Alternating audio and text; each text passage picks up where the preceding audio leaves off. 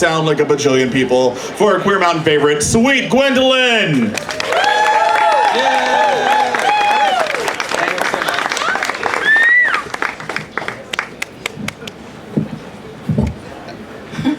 Hey!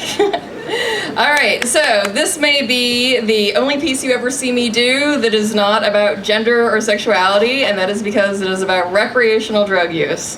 Woo! So, ultimately, this is going to be the tale of how on 2 separate occasions, a friend of mine in the Butthole Surfers guest listed me with full VIP access +1 to see them play, and how on both occasions I ate mushrooms with a friend, and how as a result of tripping so hard on each of these occasions, I wound up not eating Peaches and Mike Judge, respectively.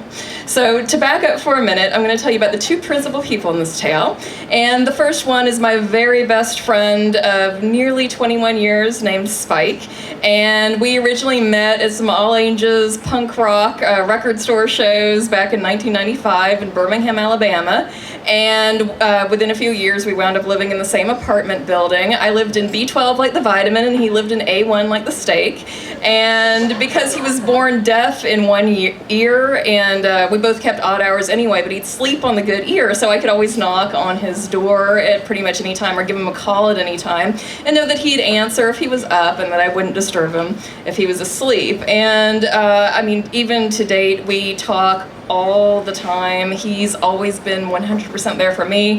I've always been 100% there for him. And we end, as far back as I can remember, we end every single conversation we have on the phone with the words, "I love you." The other person in this tale is Paul Leary, who's the guitar player from the Butthole Surfers, and he was my friend and neighbor when I first moved to Austin 11 and a half years ago, and he is a total salt of the earth guy, and I could rattle off a million awesome things about him, but just for one snapshot, I actually had a horrific bike wreck shortly after moving to Austin where I bruised my pelvic bone in 3 places and got whiplash up and down both sides of my back, and he actually went to the grocery store for me literally every time I needed groceries for at least a month and a half to 2 months, and I personally feel like I might have starved to death if he hadn't done that for me. And just on the queer interest aspect, he had a gay dad that he was so proud of and he loved so much, and his band had 2 gay drummers, 1 boy and 1 girl. And also, if you're not familiar with the Butthole Surfers, just pop culturally, they're best known for their top 10 hit, Pepper, although 3 years before that they had a top 40 hit that was much more hard rock, and Who Was in My Room Last Night. They're loosely defined as a psychedelic band, although the term does not really encompass the sheer unbridled, brilliant, creative weirdness that permeates every second of all 8 of their studio albums, each totally different from the other. But let's just say that they're the type of band that eating mushrooms before seeing is totally appropriate. So when my very best friend Spike called me up and he told me he was finally going to visit me in Austin and he wanted to come out and see the Butthole Surfers Halloween show 6.5 years ago, I knew this was going to be the time I finally ate mushrooms and went to a show.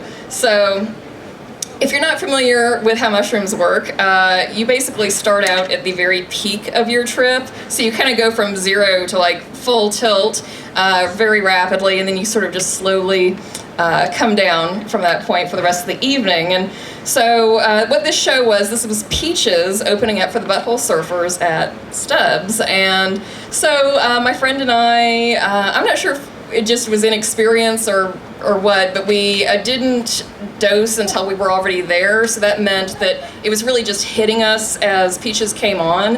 And so despite the fact that we were facing towards the stage and attempting to watch the show, we basically missed all of Peach's show. I mean, the white limestone walls were kind of breathing in and out, and there were, colors and sounds and people and a lot of stuff to navigate our way through. But, I mean, it was fine. It wasn't a bad experience, but we did not absorb 1 second of Peach's performance. And by the time the Butthole Surfers came out, we kind of come down a little bit, and he was actually this really wonderful, sort of shimmery love fest. Everyone in the audience was so happy to be there. The music was awesome. Just, it was perfect weather, perfect everything. I still felt like I honestly was having trouble like paying attention to it as much as I would have liked to have. But I mean, on the whole, it was still pretty positive. So we go backstage after the show, and there's a lot of people hanging out for a long time. It's a very nice time, and I saw Peaches, but and I could have just walked up and had a conversation with her and everything, but there were sort of two factors. One was I was still tripping way too hard to try to navigate my way through a conversation with someone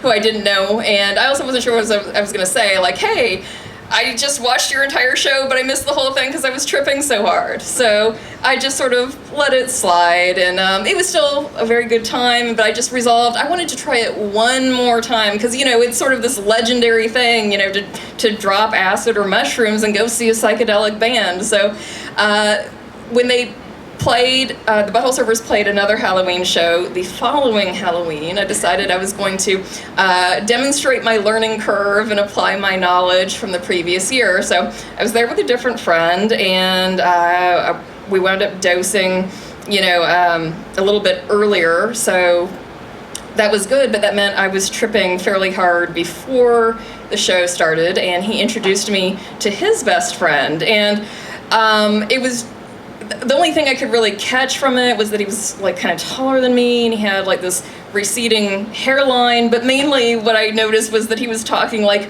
way too loud, and he was doing it like way too close to my face, and it was just really hard for me to absorb it all. So I don't know, I just had a very vague impression of him. But anyway, the strategy panned out. It was, you know, a really good experience. I had a very good time, and I still feel like ultimately I'm never going to do that again. I'm not even sure if I'm going to trip again, but I'm definitely not going to go try to do that while I'm trying to see a band that I really like, because it really honestly was kind of distracting. But it was fun, and I'm glad I did it at least once, or technically twice in my life. But after the show, we go backstage, and there's a bunch of people hanging out. We're there for a while, and at some point I see a guy with a receding hairline, and he's a little bit taller than me, and I'm pretty sure he's the guy that I met, you know, before the show. So I got up and I'm like, oh, hey, it's really cool, you made it backstage, good job, you know. Hey, you know, I'm still tripping pretty hard, but not nearly as hard as earlier, but, you know, and so he never really gave any indication he wasn't who I thought he was, you know, and other than the fact he seemed very amused by something, but he totally went with it, you know, never, you know, he just acted like we had met before the show, and he was like, yeah, Han, you know, talked about whatever. We probably talked for, I don't know, it was pretty short, like maybe 4 minutes or something. And so, you know, we just wrap it up and move on. But so the next day, I wake up and I log on, see what people are talking about. A number of people are talking about how Mike Judge, you know, Beavis and Butthead, Office Space, King of the Hill, he was backstage at the show. And I'm like, what? I was backstage all night after that show. I never saw Mike Judge. What does that guy even look like these days anyway? So I Google him, and needless to say, he was the guy with the receding hairline who I'd been chatting with, and I laughed and I laughed and I laughed, and then I called up my very best friend Spike and told him the whole story, and we laughed and we laughed and we laughed together, and then we said, I love you. That's it. Thank you. And remember, only take what you can handle and always know your dealer. Have a good night.